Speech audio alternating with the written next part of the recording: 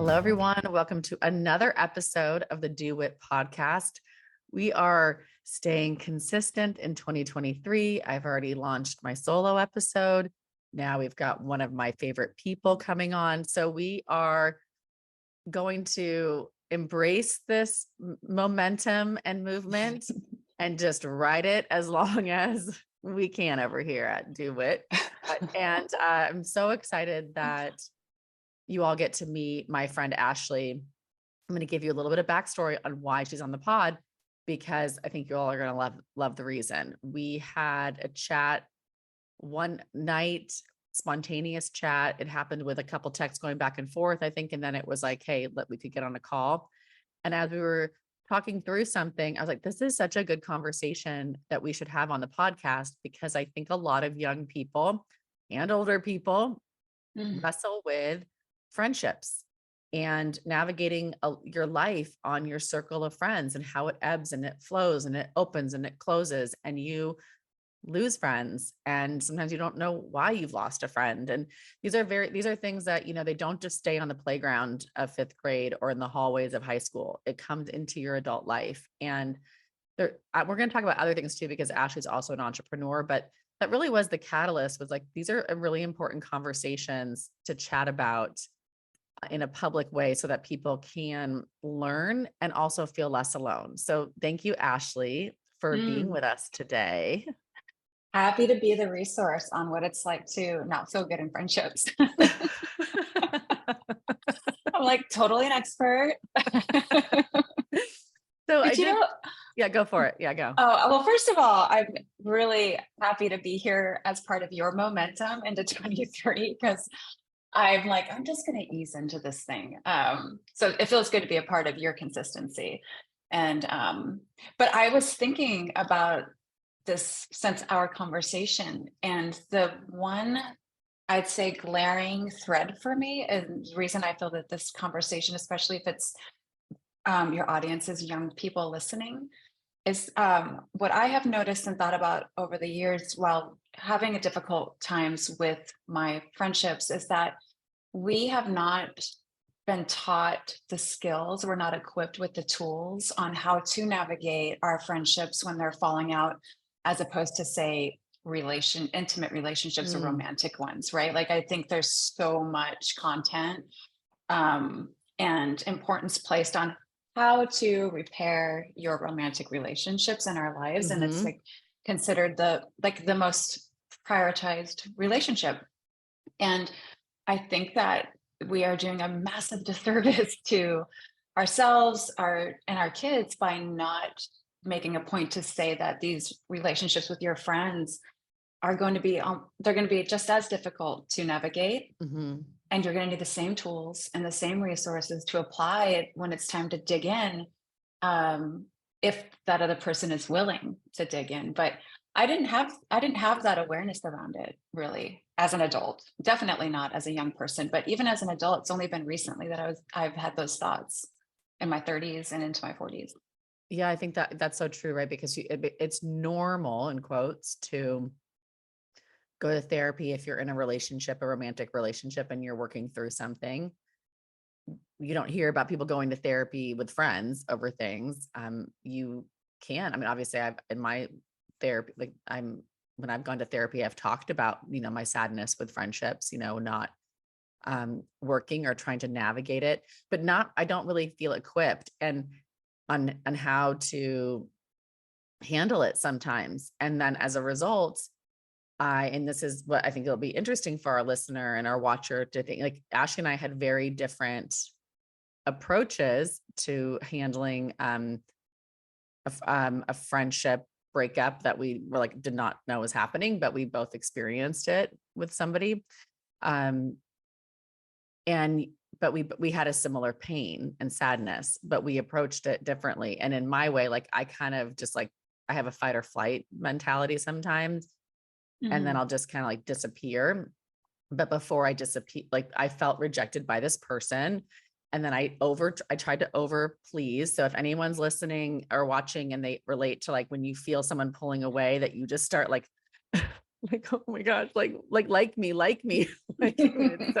It's so gross. I'm embarrassed. I'm not, Oh, I don't know it's if I'm so embarrassed. human. Yeah, I Like, wouldn't judge it. I wouldn't yeah, I judge it. mean, It's it's just more like, just like, it's what it is. And so yeah, therefore we need to like, we address it, right? Like it's what it yeah. is. Um, and, but without addressing the issue and the hurt, I just tried to please, please, please, please. And it Mhm. wasn't received or reciprocated. And I don't want young people doing that. My young girls out Mhm. there navigating girl friendships. Like, I don't want you doing that. I don't, that's how I just that like that to think that I would never mentor someone through that. Like that was the way to try to make somebody like you Mhm. is by like trying to like do more for them or give them more. But when I hear you talk like that or say that, it doesn't, I mean, that is how our girls, female born Mm-hmm. and raised are taught to be and how Yeah. to repair, which is to please. What can I do to make this better? How can I help?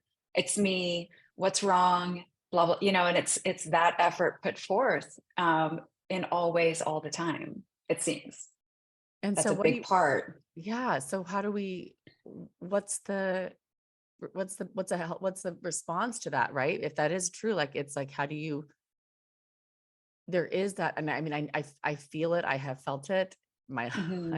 many times in my life in romantic relationships, work relationships. I wrote about it recently, about a work relationship that I felt that way too. That I would like, I paid them ahead of time and then like, and then they didn't do the job. But I was like, they're gonna do a really good job if I give them all this money. Like it's just like sometimes I'm like, what are you doing, Sarah? Like I just want to give myself like a hug and be like, you don't have to try that hard to Yeah. get people. Well, because what happens is there's this abandonment of self, Hmm. right, for somebody else. Yeah. Can you And talk a little bit more about that? Because I think that yeah, is really something we should touch on.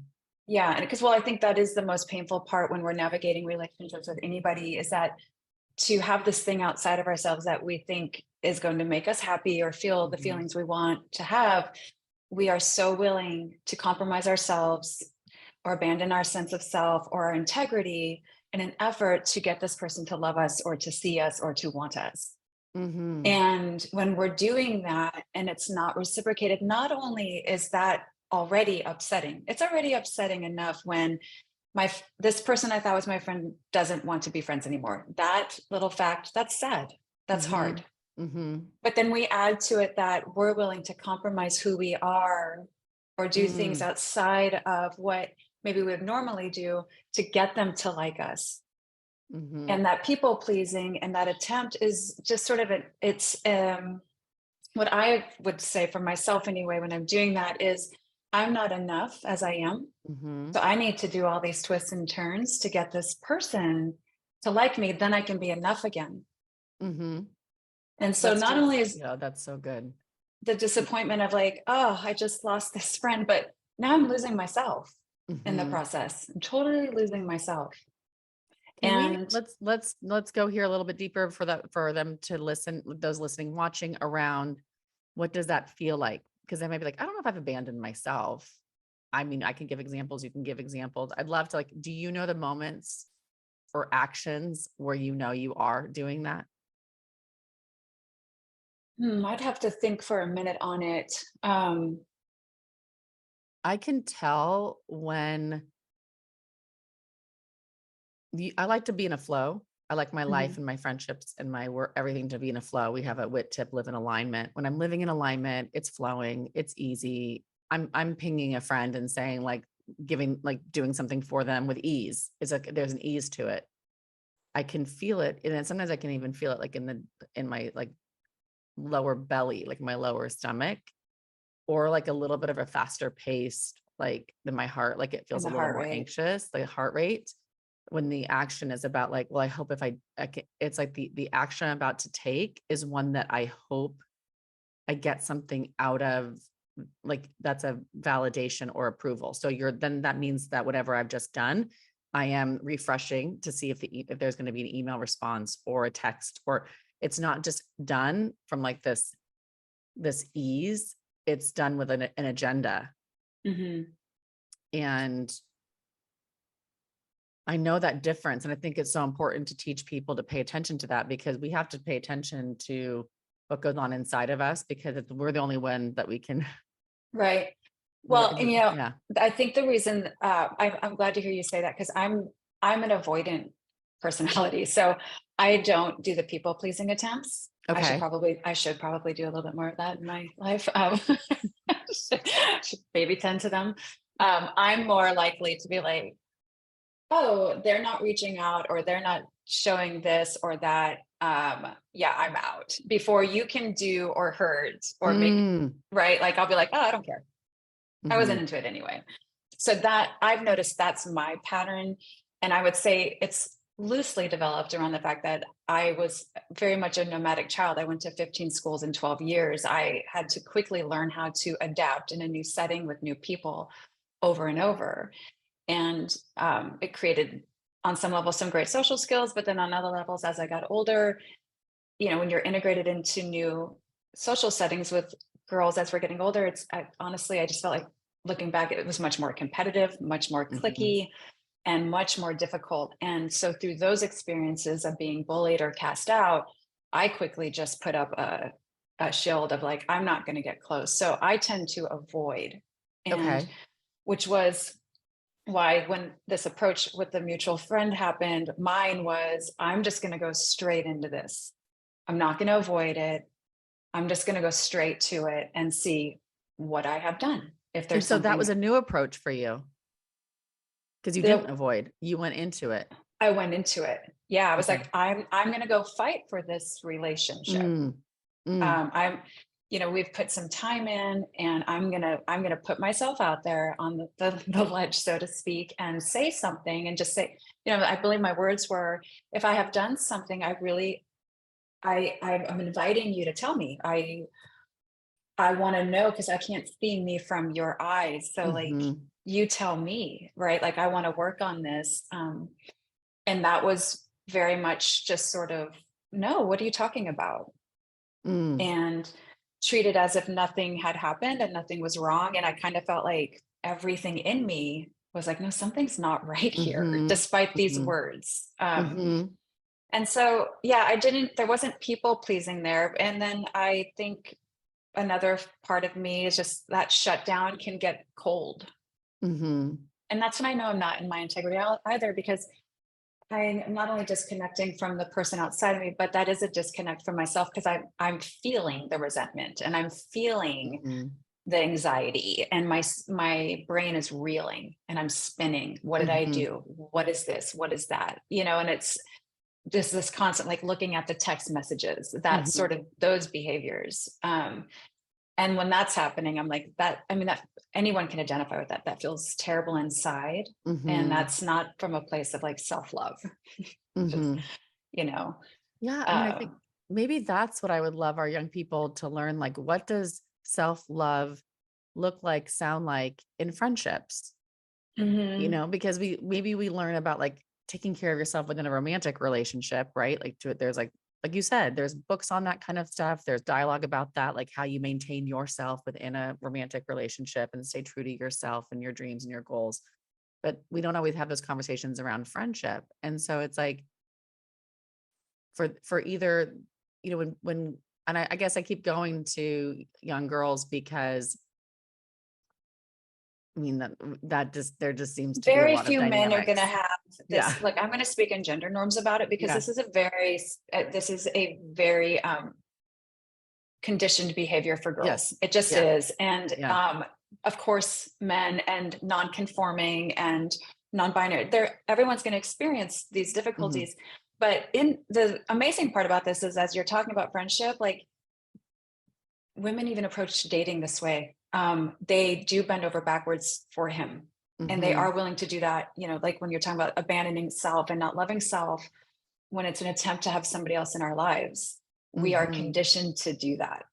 And that's what I think makes this difficult. But that abandonment of self happens because a guy losing a friend, or say a girl were to ghost him, there's a very small chance that he's going to make that mean something about his worth. Mm.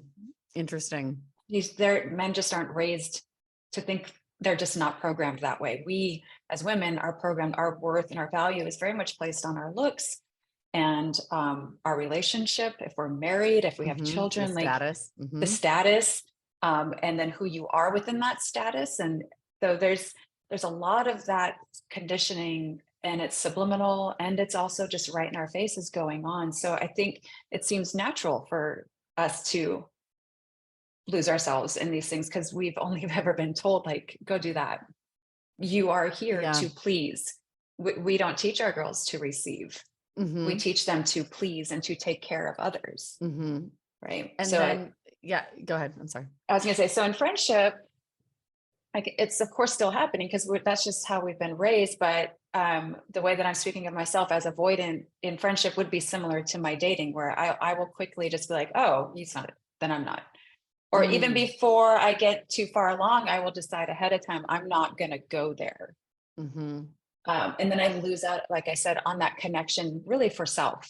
Hmm. Um, but in the last few years, I, with intention, set out to deepen my relationships with friends. So that's why this work has become so like in the front of mind for me. And Um, that you're taking action, like you're taking new action. It sounds like, because, yeah, with the situation that we both have in common, you took a new action with in terms of going to confront it and to open up the dialogue for that. And I right. think it's important to talk about like how when it's you do, I think you did something that was really, I think it's brave. I do, because it's not always what I can do. I think it's really brave to go to somebody and be that direct and that open for feedback and tell somebody like you matter to me. And so I want Mhm. to hear if I've done something. But how do we know when we're going too far and making it about like Yeah. how often do you keep going back to be like, because I know I work with girls and they say like my friend group like doesn't talk to me anymore, or I try to figure out what was wrong and they said nothing. And but then I went on Instagram and or Snap and I was left out of a party. So it's like it doesn't matter how Oof. old you are, that we're all No. dealing with the feeling Yeah. left out. And Yeah. how often do you go back? Y- You know, I will say, I want to validate that feeling that girls are having when they're excluded from the friend group. Like as tribal beings, that disconnect on a survival level hits us on a Hmm. primitive level. Like to be disconnected from the others, that's a horrible, horrible feeling because we Hmm. are wired for connection and to be a part Hmm. of the tribe. So anyone who's experiencing that, like, oh, I feel you I and I see know. you. It's horrible. And it will continue to happen. Hmm. And now, as I'm, like I said, more intentional about seeing it and going through it, it the knowing is, I guess, probably boundaries. It's one of those things where I can still be kind. Like if I were to see this person now, after the more recent events of which we talked about, it's like, oh, you've made it really clear. Because at one point I thought, you know what? Oftentimes some of this stuff happens and it seems very intense at the time. And Hmm. like, I can never be around you again, or I don't want anything to do with you. And Hmm. then a few years goes by and you're like, that was silly, or we Hmm. just, whatever, water under the bridge, right? Right. And we maybe have a conversation and pick up and move on. Or maybe we don't and we just move on. This was the recent events. It was like, oh, this is a very clear line that has been drawn. And it felt aggressive to me. So Hmm. I was like, you've made your point, Hmm. and as a boundary, I'm clear. This is something, I don't want relationships in my life that someone doesn't trust that I can handle their truth, even if that hurts my feelings. I want the people in my life to know that they can come to me and tell me what their truth is. If I've offended you, give me an opportunity Hmm. to make that right. Trust that I can handle that. Um, and if you can't, then I can respect that too. But those aren't the relationships I'm looking for at this stage in my life. I want to go deep with my people. I'll have Hmm. surface people, but if someone doesn't want anything to do with me for that, I'll respect it. But there is a part of me that's like, I'm good. I understand where you are then. You've Hmm. made that very clear to me on the kind of friendships you have. And those aren't the ones I'm looking for. So even if it were to circle back, there will never be the depth of what I thought it was because that person can't go there. Mm-hmm. Mm-hmm. Maybe they could grow later and there could be some crazy conversation where all of that's recognized. I don't know. I'm always a forgiving person, but I'm not going to lose myself in that Mm-hmm. process. I think if one of our, I mean, now we're just on here just chatting like friends, right? And just seeing Mhm. how it rolls. And I think if we can really talk about and address that losing yourself in relationships, whether it is romantic, work, or friend, that we don't want that for you. We don't want you to, we want you to help you learn how to advocate for yourself and how to choose yourself and how to look at situations and go, whoa, whoa, whoa, this is these when I'm about to take this action, or when I took that action, that felt out of alignment for me. Right. I didn't, everybody has those moments where you wake up the next morning or you have thinking, God, that's not who I want to be, or that didn't feel good to me. And Mhm. it's not about shaming yourself and saying something, because that's the shame game isn't helpful. But if we can teach people or just remind people to pay attention to those moments and then choose differently the next time, Mhm. because I feel like if our young girls are abandoning themselves a lot Mhm. in You hopes know, of approval and right. acceptance. Yeah. Well, I think there's part of it. It's like you're trying to figure out who you are when Hmm. you're younger. And so we're looking outside of ourselves for that. How's everybody dressing? Where's everybody Hmm. going? What's everybody Hmm. doing? What's the new song? How are we dancing? Hmm. So there's a lot of outward looking. And I think that doesn't necessarily stop until one day you might catch yourself, right? Just kind of having that crisis of like, who am I? Hmm. Like, who am I? For me, that was 32, getting a second divorce. And like, what is going on? I'm doing all of these things that everyone told me outside of myself. Let's be married and with kids and have a career and everything will be great. You're an Hmm. attractive person, you're healthy, you work, everything's gonna be fine. And I was 32 on my knees, like, I like, what? I'm doing everything and I'm miserable. Mm. And so you're going to get called in eventually to yourself will start to speak eventually. You will know when you start listening, and the sooner you can listen to that inner voice of when you wake up the next morning and you're just like, why did I do that? First of all, eat shame for breakfast. That's my that's my biggest thing. We're only as sick as our own secrets. So when you're feeling inside like embarrassed or shameful about something, you're human. Hmm. And that self forgiveness is so critical. The sooner you can work on that, the better. And then just being okay with, I did this and I don't want to do it again. Hmm. I did this and I don't want to do that again. Here's how I want to do that. Here's how I would do that next time. So you show your brain other options. And sometimes there's like for me, I feel that sometimes there's a call that's required. If I've done something I don't feel good about or in alignment with, just like we were talking about, like I will call and say that wasn't my in my true self. Like I Hmm. know now when I don't feel good about something and Hmm. there's no way around it for me. Hmm. I really feel the need to like make a repair and amends on that. Hmm. That's some humbling work though. When you talk about coming home to yourself, right? Which Mhm. I understand that language and I know what that means for me as well. And we want to help our young girls really love themselves and accept themselves and advocate for themselves and cultivate that self-love and that self-respect and that self-worth,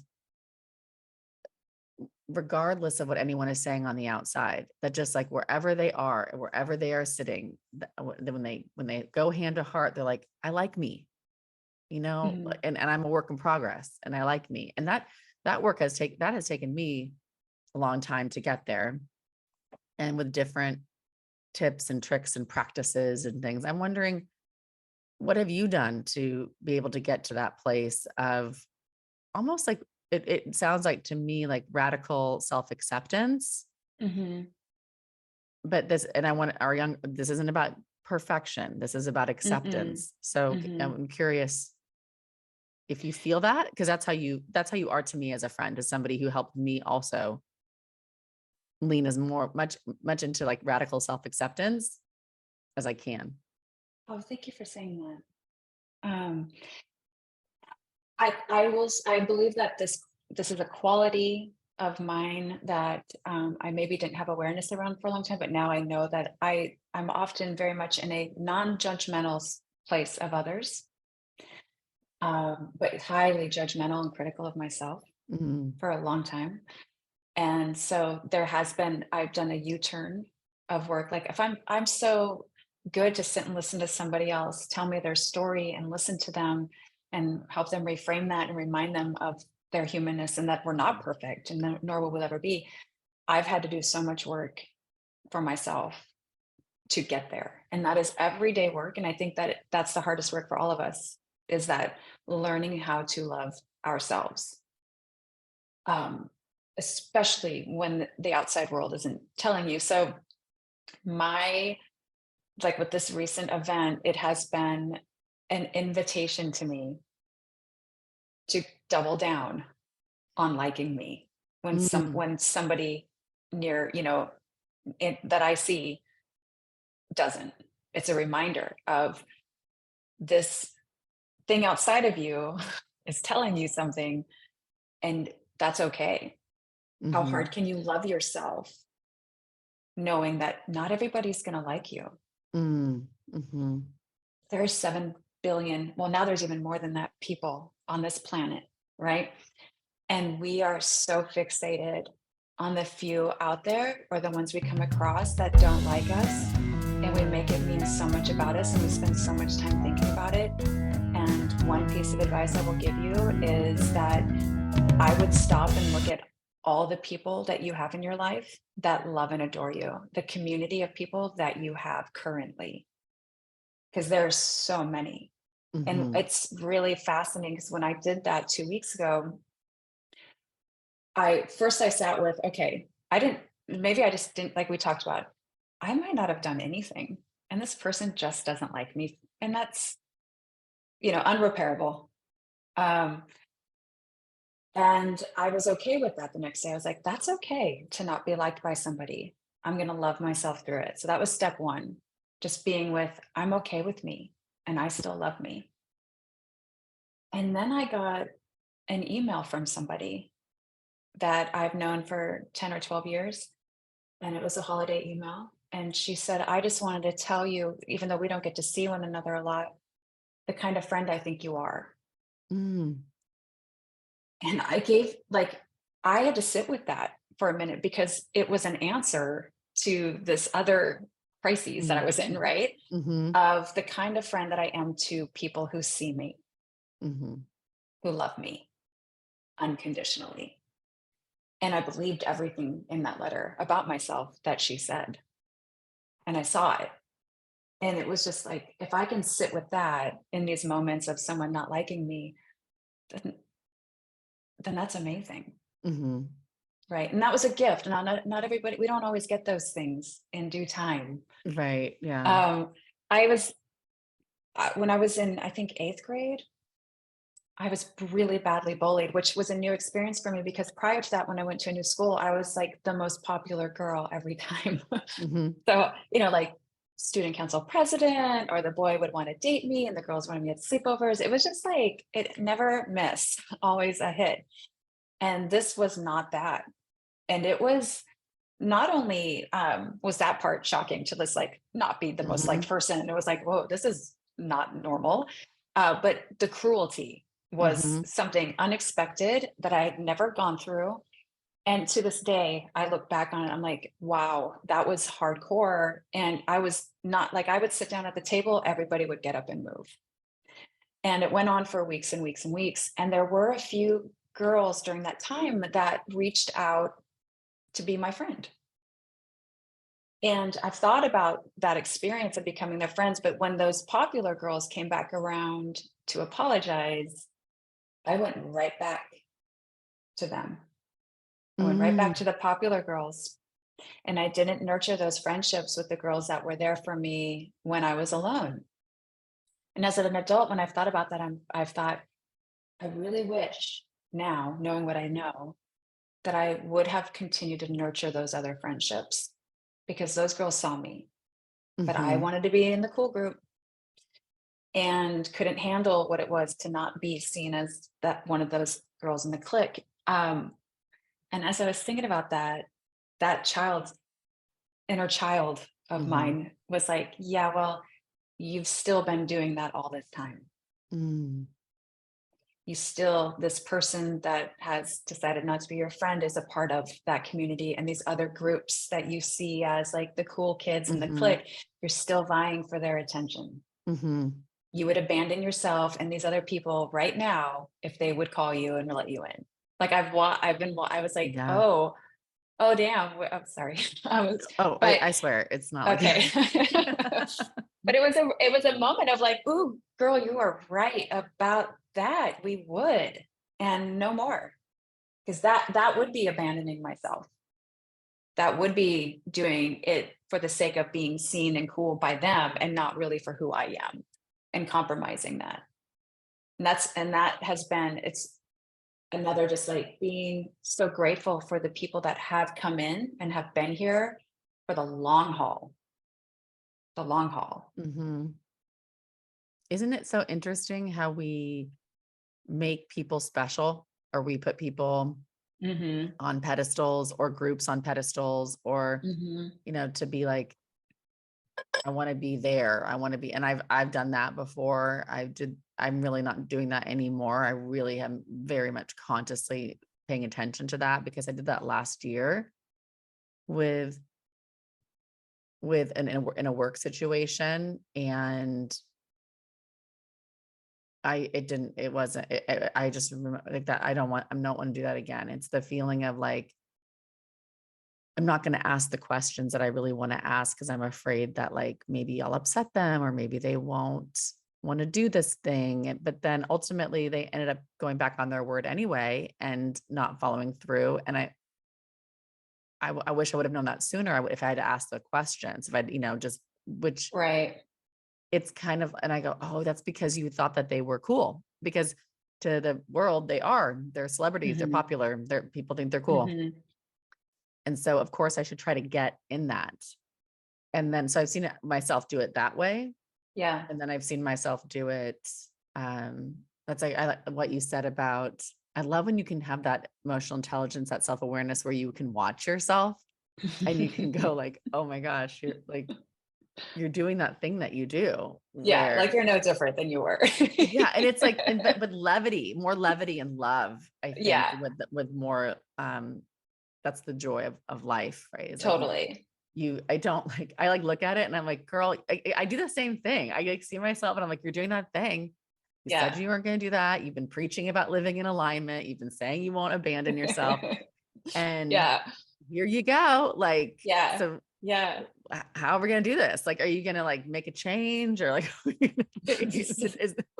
are we going to like stop the train before it leaves the station? Cause you're on the train. We're about to Right. go. And I wonder, for the ones listening, if they can just take a moment and think about if there's anything that they're doing in their life right now where they might be making somebody special. And by special, I'm not how it's specified. What's a better way to say that, Ashley? You know what I mean by that, right? Like, there are people in your life that are special, but I make meaning like Like putting extra. people on platforms, Yes. right? And Like pedestals. Yeah. pedestals. Yeah. It's one thing, like we have our people and we want to admire them and love them and give to them. There's a true authentic way of doing that. And then then there are the people that we want. What we're really doing is we're doing it so that they'll like us Hmm. more, right? It's actually quite transactional. If Hmm. we're doing it in exchange for something, we'll just call it an emotional transaction. Because it's so easy to give. Like I can give to my kids all day and never expect thank you. I never expect it to be reciprocated. I don't expect them to shout me out on Instagram. I don't expect anything ever from those two. And I just want to give to them, right? Hmm. Now, that will likely change depending on who this other person is that I'm doing things for, it might be like, well, I keep asking you out. When are you going to ask me out? Like, I Mm-hmm. keep taking you to events. Well, why do you tag your other friends that invite you to events, but you don't invite me? You don't tag me when I invite you to something. Mm-hmm. Right. I see my Yeah. brain will do stuff like Mm-hmm. that. And I'm like, whoa, whoa. So Mm-hmm. clearly you're doing this to get something, Mm-hmm. right? You're not just here, or your brain's offering these things. And maybe I can just say, no, that's not true. I'm not in alignment with that. That's not why I did that. My brain's just being a brain. Yeah, And totally. which we all know are like, well, I will say this, I think all brains are assholes and you should constantly be talking back to it. It is not the truth, or they're not facts. It feels real and true, but they're Mm-hmm. not facts. And you want to just decide really within, do I want to think that thought? Because when I do, here's what it's creating. Mm-hmm. So I can be mindful of, but I can also be honest with myself sometimes where I'm like, yeah, no, I don't like that. I don't Yeah. like that. Right. And that's that authentic part where it's like, that's not an alignment. And how am I operating these relationships? Am I genuinely showing up because I just want to, or am I looking for something in return? And then sometimes that return is social currency. Mm-hmm. If I'm a part of this group, what does that look like to everybody else? If I'm hanging out with these people, what do people think of me? Right. Mm-hmm. It's the Instagram's the best example of that. Like when you pull up someone's account, you will look at the likes they're getting and how many followers, and you will make a judgment then that like, oh, this person's somebody, Mm-hmm. Mm-hmm. without even knowing if those followers were bought or what have you. Mm-hmm. Because our brain that's just what it does. Mm-hmm. So I mean, I've had to be mindful of that with self, because I can see that happening. And then there's people that, they might be of that level or that status, but we genuinely like them. And it's not about that. Yeah. I know there's so much social currency is such a thing. And then where we're putting and why we decide people matter. I think about this when I go and I'm in a group of people and I mention somebody that maybe I have put up on a pedestal, and then half the people in the room have never even heard of them. And it's like, oh my gosh, that's so interesting because I've made them like a big deal if they will acknowledge me or if they will come speak at WIT or if they will do. And half the people in the room like, I don't even know who that person is. And you're like, Yeah. oh, it's so funny. Like, Yeah. But that would be a big deal, right? Like if someone you really admire in your yes, field or yes, what have you would come on, like that would be so awesome. yes, yes, But that is not true. because, right, but not because you're like, this is going to make me look better. It's because Yes. it's going to bring to your work, they're going to bring another voice, or they're going to offer something to somebody for that change that you're looking to have, or right. Mm-hmm.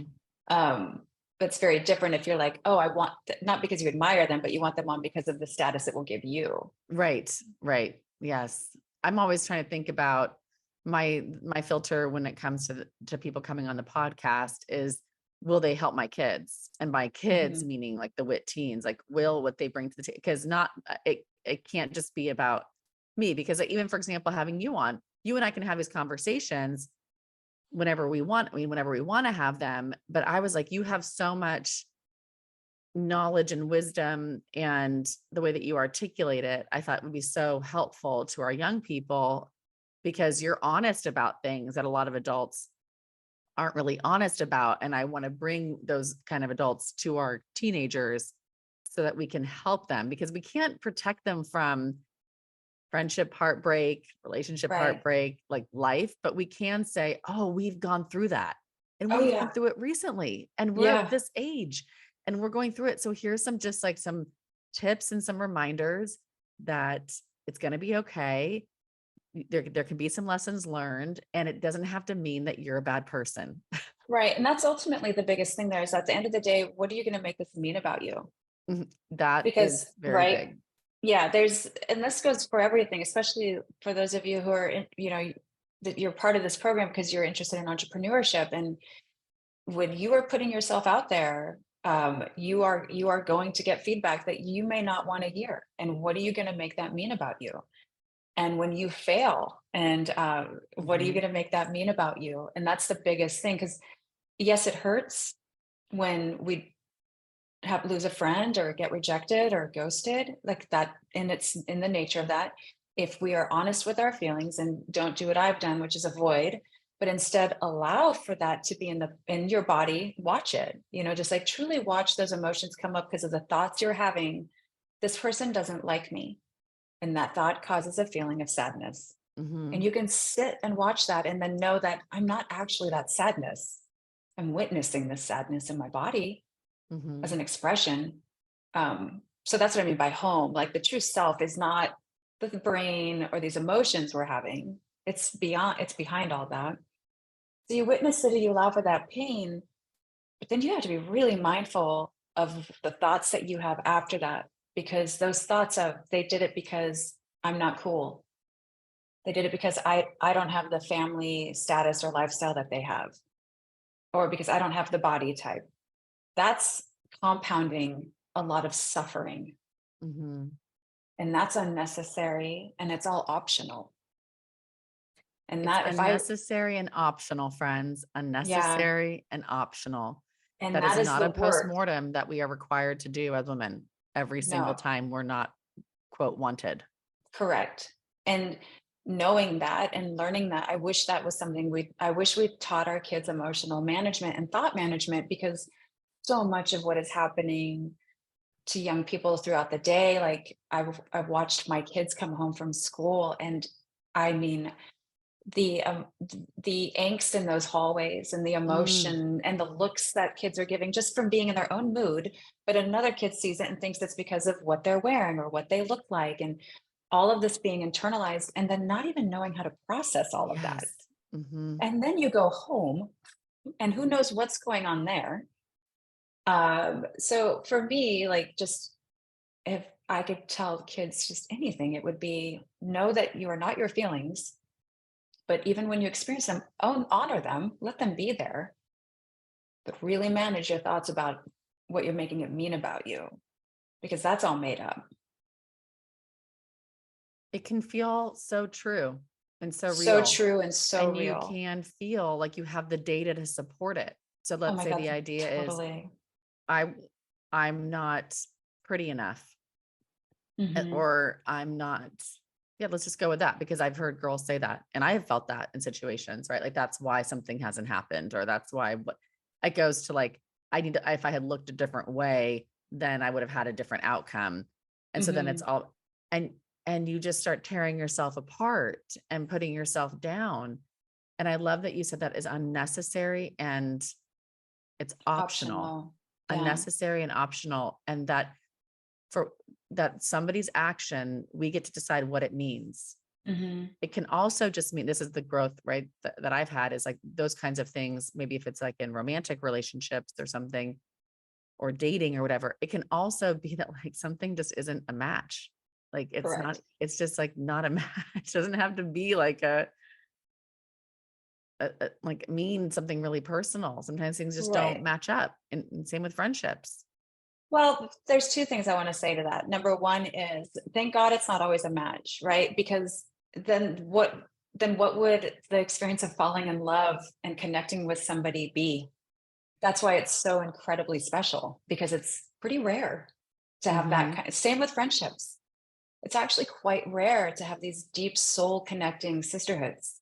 Hmm. And so knowing that, and that they're possible and they're going to happen, but they are rare, and that's what makes them so amazing. Yeah, I like And that. Hmm. yeah. And then the other part is when things seem like they're not working out for us and the relationships aren't, when you're not finding that one or the work stuff isn't coming together, I try to constantly come back to even my no's are like the universe, God, energy, whatever you refer to in these, the something outside of us, that bigger thing is always conspiring for you. Hmm. It's always conspiring for you. So what feels no and horrible right now, I just really try to trust that, like, this is for my greater good. Hmm. I don't know why this person doesn't want me in their life. I have no idea. They won't tell me. But what the last few weeks has shown me is so many amazing relationships that I have. And Hmm. it has taught me again how to love and like myself more, and then further to be okay with not being liked. Like it's just okay. Hmm. It's going to be okay. It doesn't Yeah. mean anything about me. I also like reminding myself and all of you out there that people can be wrong about you. People Yeah. get to be wrong about you. I And mean, the you truth is I'm like, this is totally her loss because I'm so amazing. That's crazy. Like, I can't believe she doesn't want to be my friend. Like, what are you talking about? Like, I'm so funny. right? I mean, that is Yeah. like true. Because like when you do, it's funny to those, that are tuning in. We both had this experience with this person separately, and we both aren't gossipy people, right? So we're just not.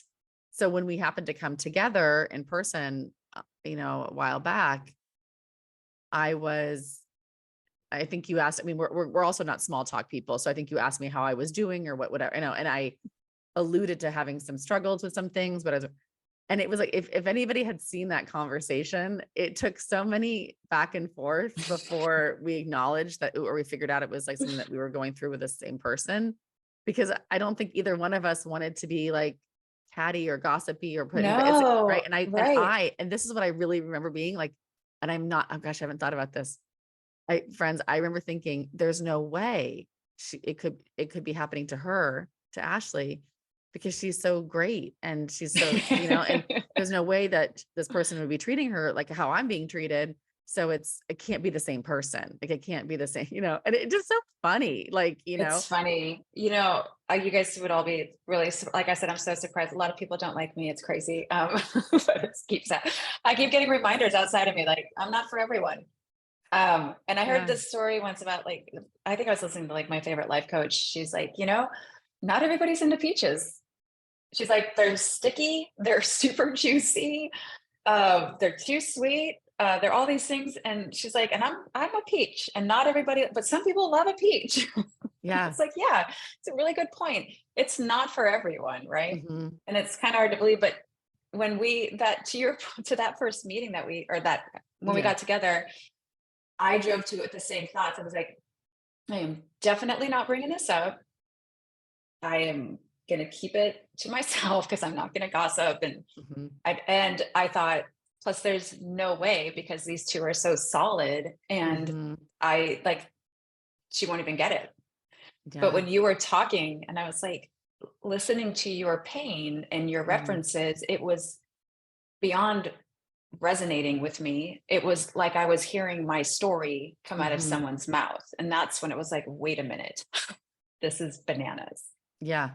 Yeah. And I think it's important because Ashley and I did go back and forth about talking about this publicly. But we did feel that based on both of the work that we do independently in our lives and with young people or with people of all ages, friendships is a big deal. And we don't talk about it enough. And we don't talk about the fallouts of friendships or the heartbreak of friendships. Yeah. And we thought, okay, can the good outweigh the bad, so to speak, of bringing something like this to the podcast? And we felt that it would be good because it would give us a chance to tell you that you're not alone if you are struggling with finding your people and finding your friendships, and or if you've gone through a friendship breakup that maybe, like both of us, like we were not like hoping that friendship would end. We just like started just kind of get ignored, and it was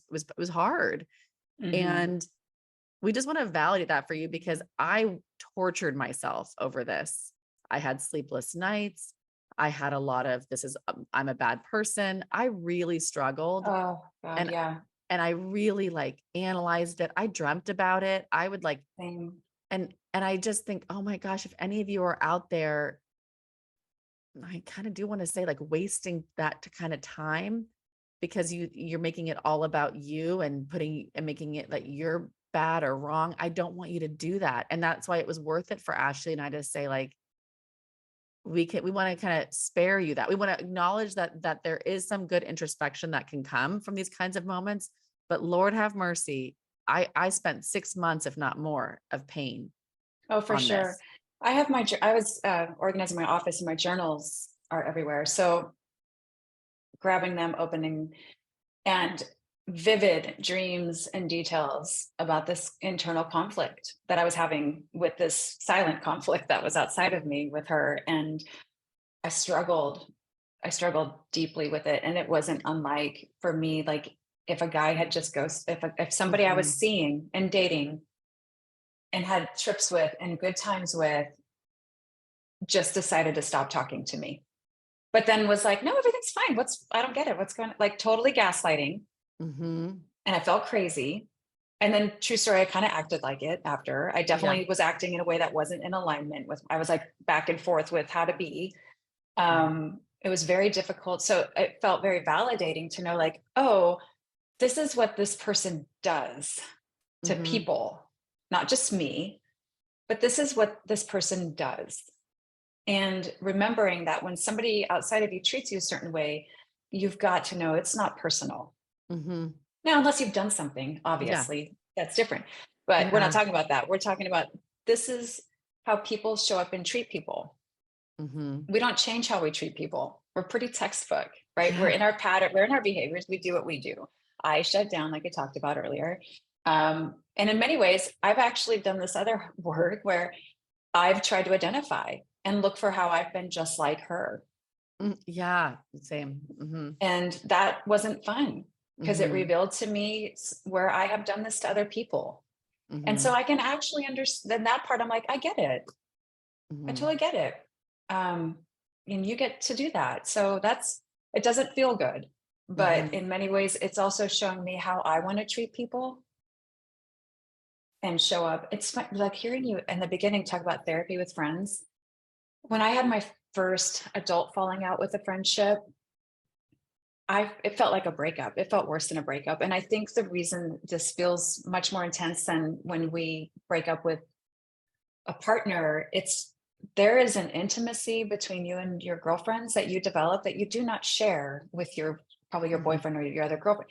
The secrets, the Yeah. conversations on the phone, right? Like it is like the vault is open and there's Mhm. all of that bonding that happens there. And when that is gone, like that I think is the hardest part to reconcile is like this person that you shared so much with, and then that's just it. And I've had a much easier time processing breakups and relationships with girlfriends that haven't moved forward. Mhm. It's been That very was a hard. big that was a big part for me was I went through this phase, and I'm wondering if anybody else listening has done this, where my stages of it were not like in this, I don't know the order, but these are just things that I really remember, was massively making it about me and then being like, Mhm. where did I go wrong? And then try to please, then be like, fuck you. Mhm. So then I'm like Totally. angry, but I wasn't really angry. I was sad. But, I mean, I probably was both. Um, and then it was like I had this like vulnerability hangover because I Mhm. was like, she knows everything. Like I've shared so much with this person. And now, like, are they sharing that with people? Like, I don't even know what happened and they're not responding to me. So I don't know and and then I was like, I'm never doing that again. I am never opening up myself like that. I am never. So if anybody's like, that is how I was very swinging It's like a between ping like pong, like, yeah, it's like a pendulum. You're back and pendulum, forth, like through back. like, Yeah. and then I got to land on the healing journey of people get to be wrong about me. I can learn from this. Where have I done this to other people? Because Mhm. I think everything can be a mirror. And then it was, that you don't want to live a life without good friendships. So Right. that's not true that you're like never ever gonna open up Right. yourself again. And I've done that Right. even in my love life, in my romantic life, right? Mhm. You get heartbroken and I'll say me, or ghosted. And like, I'm never doing that again. Why would I do that? Why would I open my heart again? And it goes back to what you said earlier in the podcast, because we're wired for connection and We're wired community. for it. We Mhm. are wired for it. We deserve it Yeah. too. Oh, we deserve it, and we deserve to feel loved and love, Mhm. right? So when when these moments happen, it does seem the primitive nature in us is to guard and defend Mhm. and put up a wall and block, and that leaves an imprint on us, right? It leaves an imprint, and so specifically from what I read and teach, but it's in that energetic heart space. So in your chest, like think about like a fish swimming in water. It's just freely swimming. And that's how our energy is. And it's kind of circular. And as we're talking about like love and connection relationships. So it's in that space. And it's just that energy is swimming and the fish is just going. And then someone ghosts you or blocks you or whatever happens. And then it ices over. And that fish is just frozen there. It leaves an imprint. And if you can't go in to that, when I'm talking about going back home into self, to allow for the pain of that emotion, of that hurt of being ghosted and rejected, to heal that and to melt that, to loosen up that energy. If we don't do that, not only do we stay disconnected from others, because we don't want to put ourselves out there again to risk, we don't want to feel this pain of rejection. So we've iced it over in our hearts and we're not going to experience it out there. So like we've disconnected from outside of ourselves and inside of ourselves. And when we disconnect from feeling through authentic rejection, we also disconnect from feeling true love and connection with others and self. And that is what you do not want. You do not want that. You know, life is going to feel bad 50% of the time. As a human experience, it's going to be good 50% of the time. It's going to feel bad 50% of the time. And so you want to just be get as much good as you can when you can. And these moments of wanting that imprint and just feeling that iced overness, like that's where you want to just keep coming back and softening and softening. And so that you can continue to love and feel love within self. And I practice also just giving these people that I feel that are hurting me, because I'm only having this experience in my own mind. I know. Right? That's the other part, that sometimes the stories I have about some of this is like so crazy. I'm like, I should be writing soap operas. Frankly. I know. Like, yeah, like I'm like a People magazine sometimes. So it's like, oh my gosh. And they don't even know what's going on. And it's in your own experience, your own vibration. And so in that space, knowing that, like, oh gosh, can I just send some love? Not just, to them, like to me and them, like to both of us. And I just try, like, I don't have to like you. I don't have to like the situation, but I can still send love to you. And I can come back and then love myself. Because if I'm feeling hate for you, then I'm literally feeling the hate for you. I'm experiencing it in my body. Yeah. And what is that doing? It's not doing anything good for me. So that's another practice. And that's not easy. It's not easy, but I just want, like, I'm like, I can't keep blocking myself off from myself and then all the other amazing people that I have the potential to feel so much amazingness with and to do so many amazing things with. Because you haven't met all the people that are going to love you yet. Right. And I'm so focused on these other groups that I'm like, if I do a 180, I'm like, wait, why am I trying to figure this thing out over here with these people? It's not working. And I'm like trying to like make these puzzle pieces fit and they just don't fit. But if I just do like a 180, there are like all these other people that they're my people. Like the puzzle, it's effortless. It's effortless. And when we're not having to exert and force things, then we know things should always be in a flow state. Totally. Things should be flowing. And if they're not flowing and you're putting in a little extra effort like that, there's an obstacle there that you're just like chipping away at, drop it. Drop. You can't figure that out. Let it figure itself out. I feel like I tell our young people, go where you're wanted. I tell them that when we're talking about colleges and they're feeling like so desperate energy around, like, I hope that college picks me. I hope that college wants me. I'm like, go where you're wanted. Like if a school doesn't want you, that you don't then say, oh my God, I wasn't good. And I want you to want me. What do I have to do to make you want me? We teach them so young to be desperate for the people that don't want them. Like with colleges, we're doing that. And I'm like, there could be 20 other schools that want you. And I wonder what it is about, like knowing specifically, like, why is it that you want that school to want you? What is it what is it you're going to, like, what would you be feeling if you were at that school? Well, just like we've talked about in this whole podcast sense, I'm worthy because this top thing wants me. This social circle wants me. This person, significant person wants me. So Right. now I'm good enough. Now I've got my worth. Yeah. Right. From the outside. And we teach it Yeah. so No, young to the kids, so young. so young. And so you and I, this is like our just first step, like we're together, in this podcast and maybe more podcasts together, trying to chip away at that with all of you and say like, you're so much, you're worthy because you exist, that you're here. Yeah. No, you were born, you're born of love. Yeah. And it's wild because you're born with confidence, you're born with worth, if you are here, you are worthy, you Mhm. were meant to be here, you are Yeah. valued. Our society unfortunately teaches you that you're supposed to be, like when you were talking earlier, like if I was prettier, if I was this, if I was that, then I would have this life.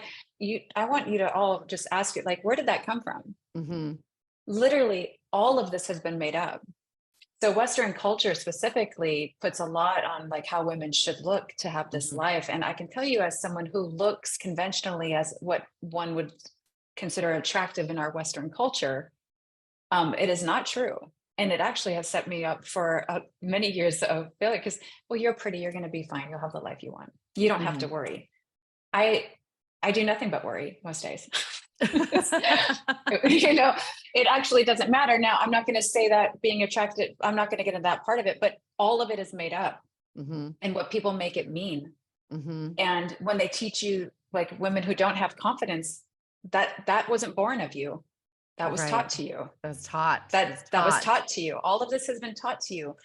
And that, knowing that and being able to just zoom out and look at our society and start asking yourself, where did I learn that? Where did I learn that if I go to that college, I'd be like, I'm gonna have an amazing life and I'm gonna be an amazing person, or I'll finally be worth it and loved and all the things. It might start at home. Your parents might have told you, like, this is the school, this means Mhm. everything, right? Or it Mhm. might have been on a show. I don't know. But it's really good to examine and then decide for yourself. But I just would caution you to be careful about what you attach yourself to, because Mhm. as you find out, when you don't get accepted to that college, what will you make that mean? Mhm. And when these things get taken away, who are you? Mhm. And that's probably been my hardest lesson of life, is that starting businesses, closing businesses, doing things, being criticized. And you start to play small because you think then everybody will accept you and like you and you'll be better and more successful. And then you really lose yourself. Mhm. And that's probably been my biggest regret, is when I had my first business for 10 years, I started listening to everybody outside of me and my voice got very small. And it was not a good feeling. It was a horrible feeling. And that I don't wish on anybody, like, to really anchor in to who you are and what you believe, and you can change your mind whenever you want, Mhm. but with as little outside influence, because these people are going to come and go. Mhm. All of these things are going to come and go. And I think the more you can ground into sense of self, regardless of all the things, the better. Mhm. Oh, that's what I wish for. I mean, I think that's why I do the work that I do at WIT. Yes, it's entrepreneurship, because I do think so many amazing lessons can be learned through entrepreneurship. I just want them to know that they're enough, and Hmm. that's done. Like, your enoughness is intact. It's there. Yeah. And your worth is there. You are worthy. You are, because you are here and you are needed. Otherwise you wouldn't be here. Yeah. And all of the work that I'm trying to do is to get them to remember that, and that it is like, like it's established, and you just get to keep remembering that. And then we get a little pulled. We all do, friends. We all do. I am much older than many of you that are listening, and I get pulled. I get like, oh my gosh, follower count. Oh my gosh, listener downloads. Oh, this, oh, that. Oh, if I get in on that TV interview, then maybe I'll be, actually, I don't, that's not a lot. I don't do that anymore. I used to really, really do, like, if I Yeah. only could get there, then I'll be happy, or then Yeah. I'll know that I've done good work in the world. But I don't do that anymore. Thank goodness, because I've, I've gotten a lot of places that I thought And totally, you end up there and then you're like, wait, I don't have the feeling I thought I would you thought have. I'd have. You're like, if Oh only I get gosh. on this show or Like get the this joke's on person, me. the joke's on. Yeah. And I'm like, oh, wow. wait, Yeah. I still like came home from that speaking gig. That was like this big money making speaking gig and, special people in the room. I still went back to my hotel and laid there and was like, wait, Huh. that didn't fix everything. No. As I love that we're talking to young entrepreneurs or those who are, desiring that, Mhm.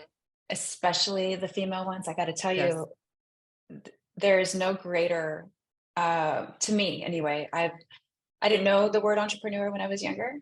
I just have been one, and it has been the greatest career of just being an entrepreneur and doing the different things that I do, because it not only has it just taught me so much about myself, but it's when you have the tools to know how to make money and to build a business and take care of yourself, you can never unlearn that. So no Mhm. matter what happens to you, even if, like, for example, if you're like me and you end up closing a business and it wasn't quote unquote financially successful, you can go back and do it again. Like I'm starting another one, and I'm just like, I am so grateful that I Mhm. have the opportunity that I live where I live at this day and age.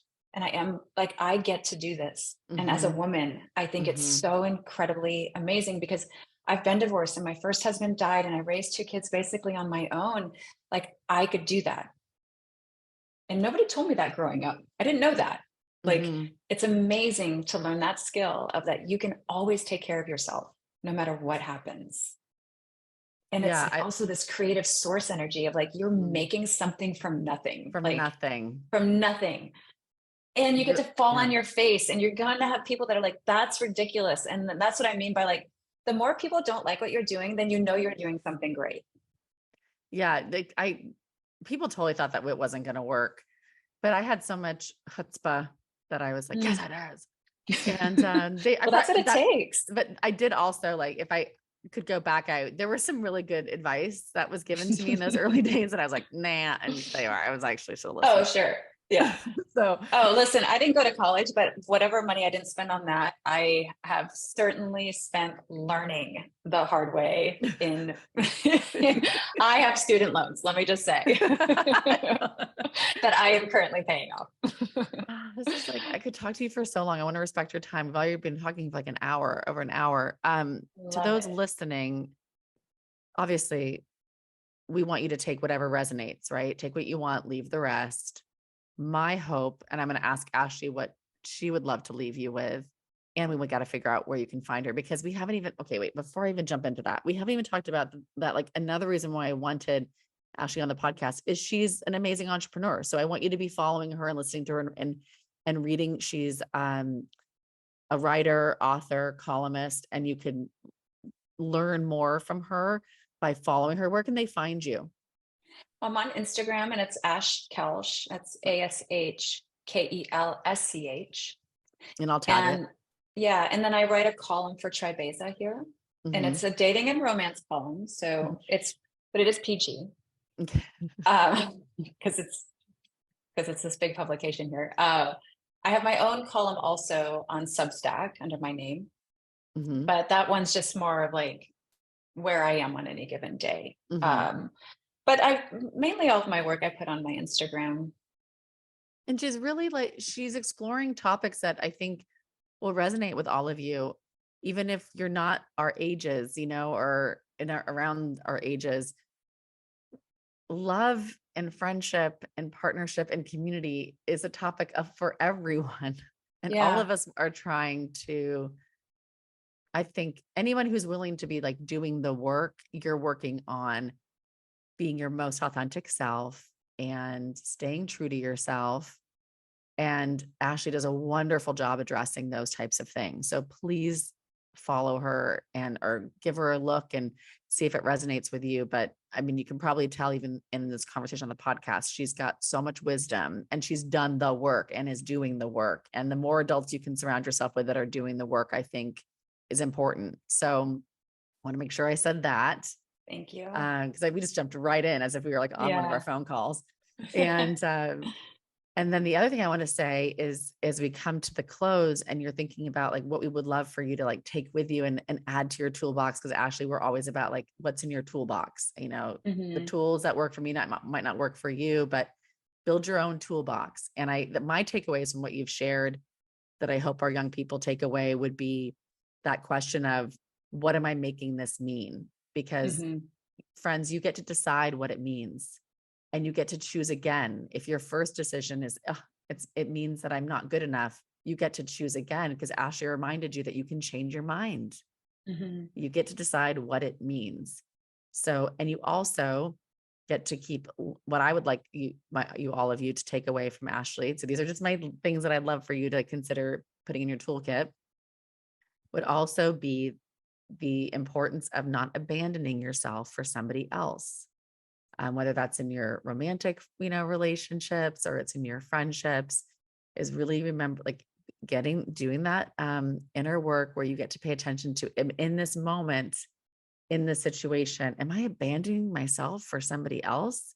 Am I really making their opinion of me matter more than my opinion of myself? I feel like Ashley did a wonderful job walking you through why we don't want you to do that.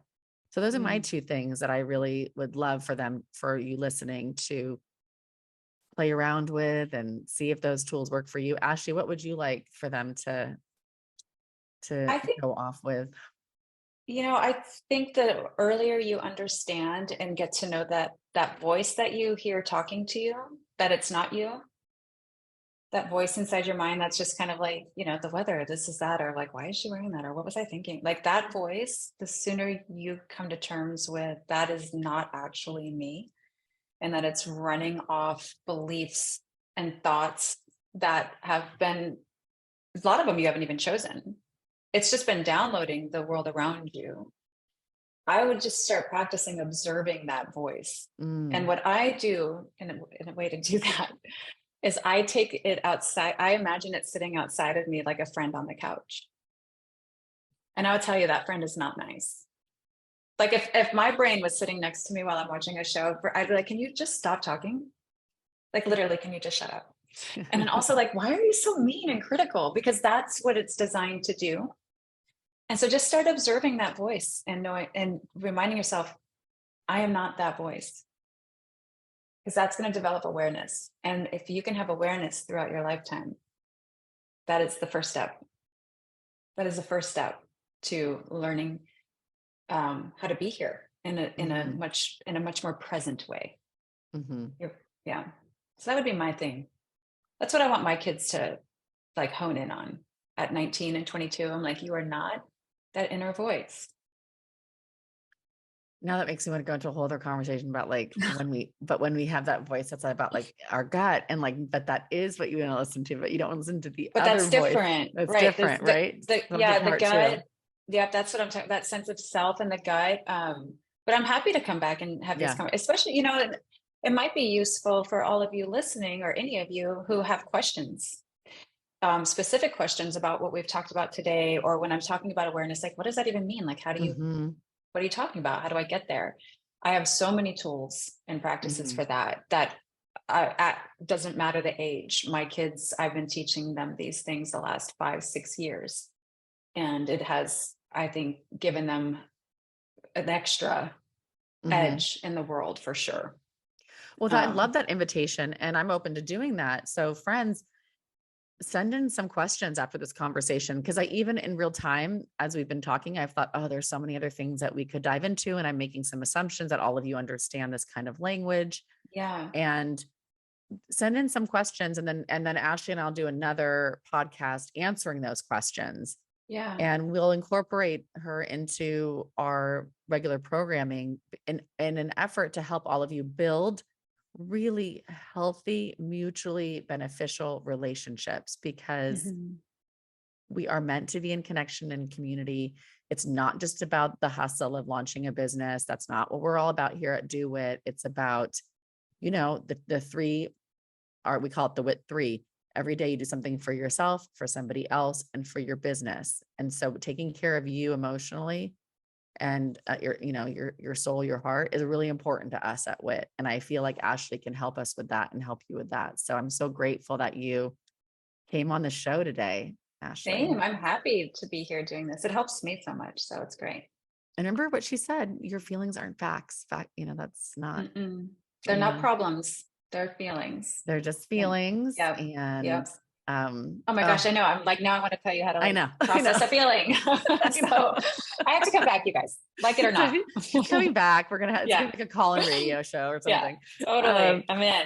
Yeah. Okay. Well, I'm going to say thank you so much for being here, and friends, you know what to do. If you've got something from this episode, we'd love to hear what it is. If you have questions for our next one, please send them in, comment, share, like, subscribe, all of the things.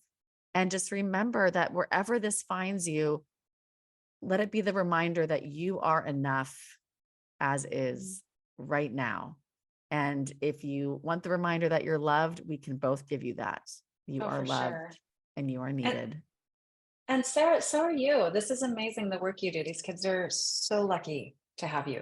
I'm sure they know it, but as an outsider looking in, I see you and I love it. You're awesome. Yeah. No, all right, everybody. Work. Look at me. It's like even hard for me to like take the compliment, and I'm like, listen. We'll look on that next time. Okay, thank you, everybody. Go do WIT.